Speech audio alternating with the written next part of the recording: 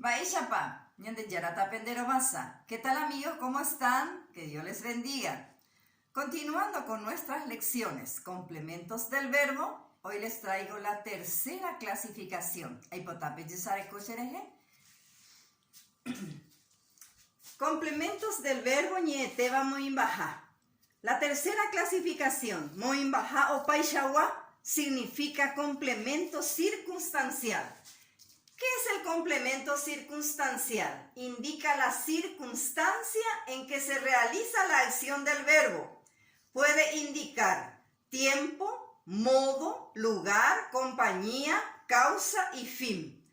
Hoy les traigo el complemento circunstancial de tiempo. Tiempo se dice araguaba. Araguaba significa complemento circunstancial de tiempo. Para identificar este complemento circunstancial de tiempo, se debe hacer la siguiente pregunta. Aracaepa significa ¿cuándo? Tenemos la primera oración. Pekarai oyogua mesacueje, que traducido quiere decir, ese señor compró una mesa ayer. Sujeto, pekarai. Verbo, oyogua. Baepa oyogua pekarai. Pekarai oyogua mesa. Complemento directo porque responde a la pregunta baepa oyogua. Aracaepa oyogua mesa pekarai. Pekarai oyogua mesa cueje.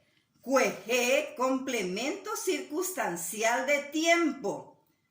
¿Qué sería? Pekarai oyogua mesa cueje. Ese señor compró una mesa. ¿Cuándo compró ese señor una mesa?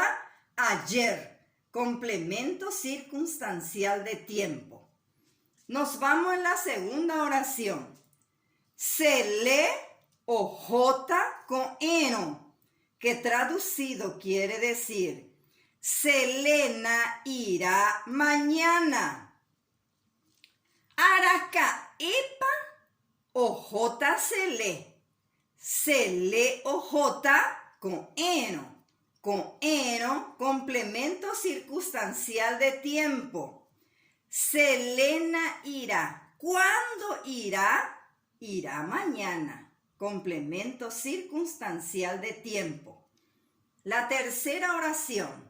Shetaita outa pujarebe, que traducido quiere decir, mi abuelo vendrá a la mañana. Shetaita, sujeto. Verbo, outa. Aracaepa outa shetaita. Shetaita outa pujarebe.